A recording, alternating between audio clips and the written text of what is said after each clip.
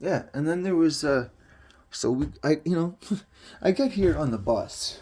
The first day I come up to Smooth Rock. I was back in what is it, April now? Okay, so I get off the bus here in Smooth Rock, and I could see through the windows, and I saw Sarah, right? And as soon as I saw her, I knew there was something wrong. I could sense it on the bus. I knew there was somebody harassing somebody, and I knew Sarah knew about it. She felt it. She was in trouble. I knew something was threatening her, and that's the whole reason why she was there. But I was like, no, she's coming to meet me. She put this big jacket on. I was like, oh, that's so nice, honey. Wow, look at that. It looks like an Eskimo too. And I felt so nice that she was welcoming me. And then all of a sudden, we were gonna walk back to the place together. We were gonna like go to sleep together in a same bed, which we would just die to do. Like Sarah and I love cuddling with each other and falling asleep. There's not a lot of people who can do that. And Don was parked there in his van. And I was like, what the fuck is she doing? Like, she's like escargoing me into his van. I was like, hello, Don. And he's like, oh, hello, Dave. How's your heart? You okay? Did you almost die? I'm like, Don, what's going on? Like, why can't we just walk home? But I didn't say that. And then she's like, oh, yeah, hey, sweetie. I'm like, okay, this is creepyazoid stuff. I know there's something wrong with you, honey. And he's orchestrating because he knows he's got control over this whole situation. You don't even aware of it. But I didn't say that. And we got back here and I was like, okay, that is the creepiest, weirdest thing. Because then Dawn's like, oh, yeah, I just wanted you guys to have this place. You guys should just stay up there together. I'm like, okay, so now you're giving us permission to live together, you weirdo. And I'm like, you don't need to do that, I just felt like I had just gotten off the magic school bus, and Beth Midler had told me that she wanted to make love to me. And I got out and I was like, oh my God, Sarah, is he gonna drive away? Like, and then he's like puttering off and he's like waving at us like, oh, and he's like, mwah, mwah, mwah, sending us kisses like as if he's like the Statue of Liberty driving away and we have no liberal rights now. And I was like, okay, what is he sealing us into? And lo and behold, we go upstairs and I'm like, okay, so what? He's giving us this place to live. What are you talking about? Like, what's going on? It's an apartment.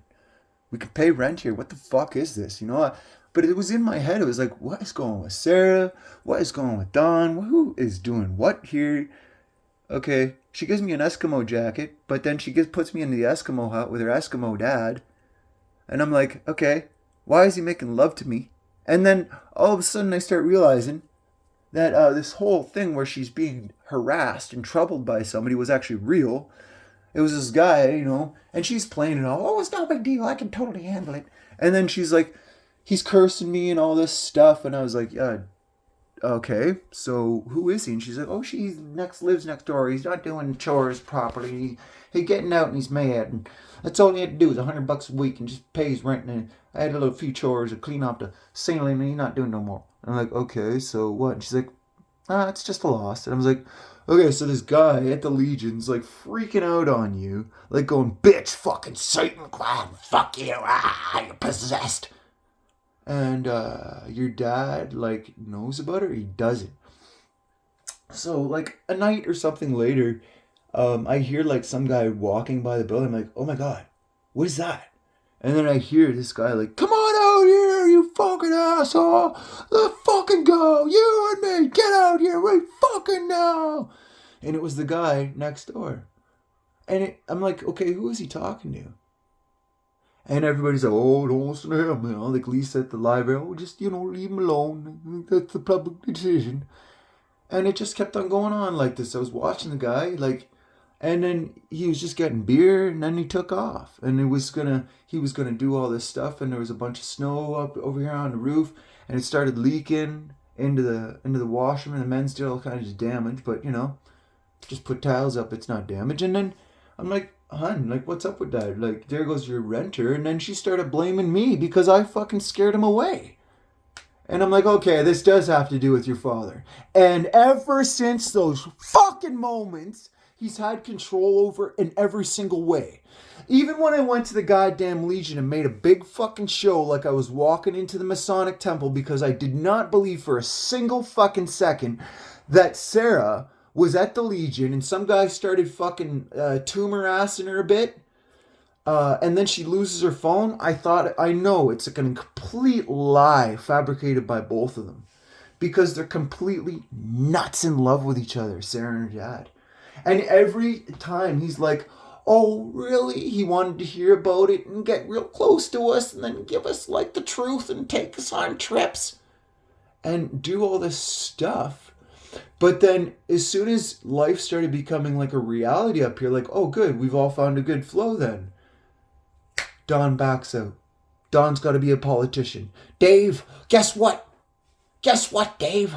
You've got to take all your money out of the bank. I just read in the top magazine article in the world, Druthers. You know that one, Druthers. It's going around everywhere. There's a biblical movement going on. You know that because you're a Jew. Anyways. Sorry, I'm just choking on an old dead spirit I had to kill because I know you.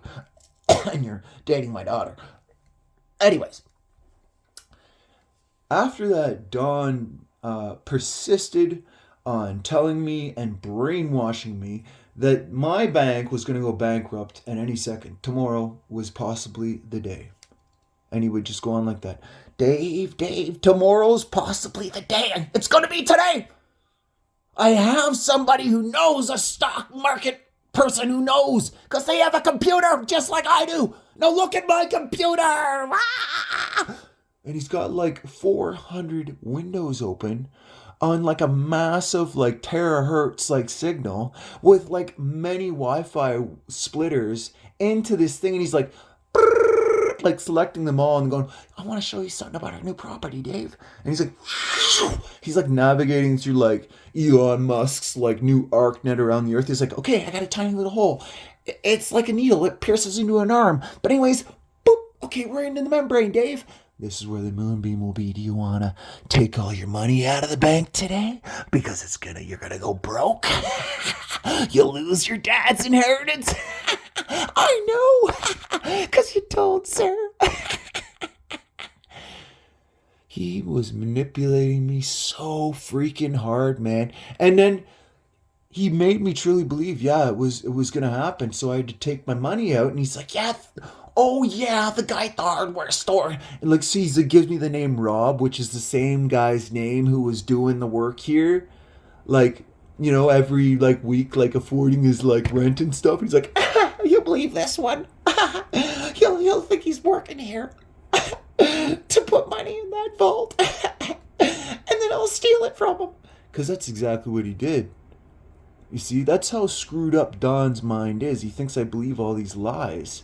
But when it all comes down to it, I confronted him. I said, Don, I'd like my $20,000 back because that was actually brainwash shit that you used on me really, really quick, and used your daughter too to manipulate me, buddy.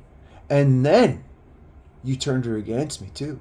And then you took what was actually my son's college fund, and I even told Sarah about that I was prepared to do that because I felt things were getting better. And then all of a sudden his Christmas gifts were gone, just like that, and his birthday, which is coming up, those gifts are gone because Don stole $20,000 from my back pocket just like that, because he is a massive mind manipulator. And not only that, I've seen all his Ultramind stuff. He's actually obsessed with computer technology, and as far as I know, I could have cancer or something like that. That's how much the guy does not care about life. Anyways, YouTube and out.